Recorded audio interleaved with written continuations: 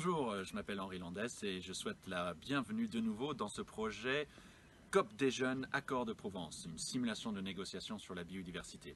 Alors là, je m'adresse à tous les participants, enseignants, jeunes, familles, pour dire qu'on va organiser un débat en ligne sur la biodiversité et la pandémie du Covid-19 et plus largement sur les questions de santé et de la biodiversité. Alors pourquoi on fait ça? Pour justement aligner notre projet, garder une continuité avec l'actualité. Et donc on va organiser quelque chose d'assez exceptionnel. Vous, en tant que participant à ce projet COP des jeunes Accord de Provence, vous allez participer, si vous le souhaitez, à ce projet de débat en ligne. Alors c'est quoi ce débat en ligne? Je vais modérer un débat en ligne sur Zoom où vous allez participer, vous allez vous exprimer sur les questions de biodiversité et du Covid-19.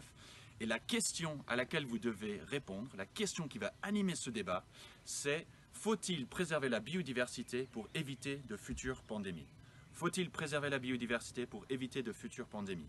Alors ça veut dire qu'il faut réfléchir dans les semaines qui viennent,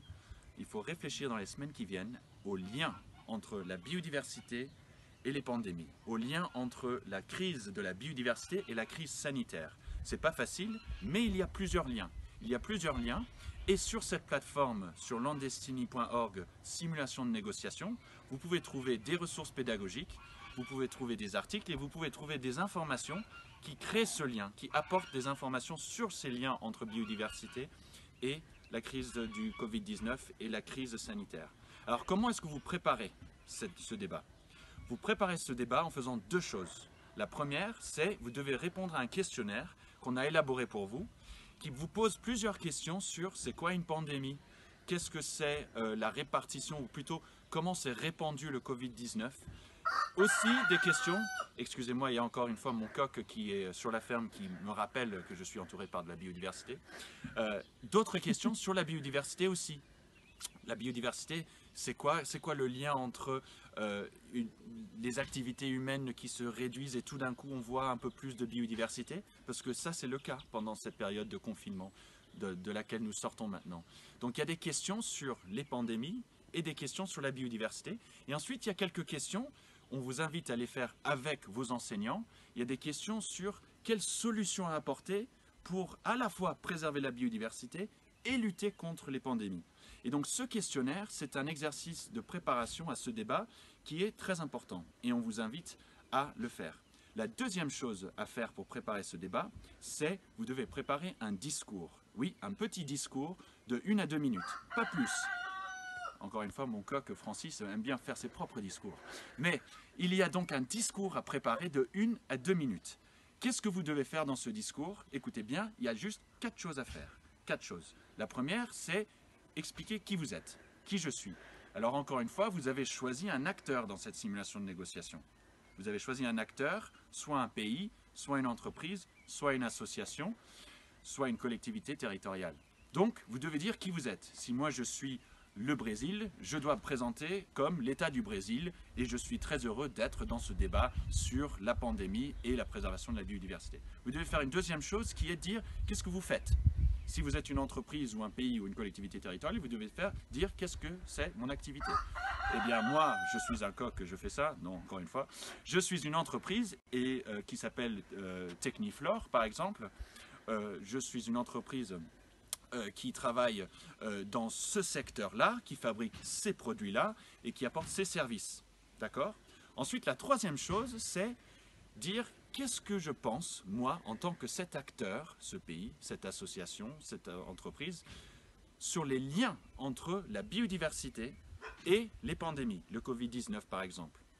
Donc, qu'est-ce que je dirais par exemple si j'étais le Brésil? Eh bien, le Brésil, nous avons abordé cette question de la pandémie avec ces mesures-là. Nous voyons que la biodiversité, effectivement, reprend ses droits. Mais il y a des solutions qui peuvent aller dans le sens de préserver les deux, la santé et lutter contre la pandémie. Mais connaissant la position de Jair Bolsonaro et le Brésil, là je dis en off, quand je m'exprime en public, il faut que je montre que on n'est pas plus inquiet que ça de la pandémie et c'est aux individus de s'adapter, etc. Et oui, la biodiversité, on veut la préserver, mais ce n'est pas non plus la cause majeure qui nous anime. Ça, c'est un peu la position du Brésil actuel. Si je suis par exemple le conseil départemental des Bouches-du-Rhône, eh bien, je vais peut-être me positionner avec un peu plus de concret en disant nous avons vu dans notre département la biodiversité reprendre ses droits. On a vu plus d'animaux et plus de fleurs parce que les activités humaines ont baissé. Eh bien, nous, on trouve ça intéressant. Par contre, on est très préoccupé par fournir des masques et mettre en place les mesures de sécurité. Donc, c'est peut-être pas notre priorité de préserver la biodiversité là tout de suite. On doit faire beaucoup d'actions sociales et d'actions sécuritaires. Par contre, si vous êtes le VVF, l'association, vous allez vous exprimer en disant il y a justement un lien très fort entre préserver la biodiversité, préserver la nature et préserver notre santé. Un exemple, eh bien, si on préserve la biodiversité, nous avons plus de plantes qui peuvent dépolluer l'air, qui peuvent rendre l'air plus pur, et donc nous allons avoir une air qui est plus respirable et moins de problèmes de pollution et donc moins de problèmes de santé. Voilà un exemple de lien que pourrait mettre en avant le WWF. Mais chaque acteur doit se positionner, doit s'exprimer sur les questions du lien entre la biodiversité et la pandémie, que ce soit un lien plus ou moins fort, ça c'est à l'acteur de décider. Mais vous devez garder votre rôle, ça c'est très important, gardez votre rôle dans ce débat, d'accord? Mais n'oubliez pas que vous êtes dans un exercice de débat et donc il faut vous amuser en vous exprimant. Et la quatrième chose à faire dans ce discours, c'est de dire, voilà les solutions que nous proposons. Que ce soit des solutions pour lutter contre la pandémie, des solutions pour préserver la biodiversité ou des solutions pour préserver les deux. Et ainsi, le travail de questionnaire que vous avez fait, le travail aussi avec les enseignants sur ce lien, va vous aider à vous positionner dans ce débat. Donc voilà les 4 choses à faire pour votre discours d'ouverture. Et ensuite, après vos discours d'ouverture, je vais animer le débat et on va s'amuser en prenant position, en disant des choses qui ne sont pas nécessairement en accord avec tous les autres, mais on va prendre plaisir à s'exprimer.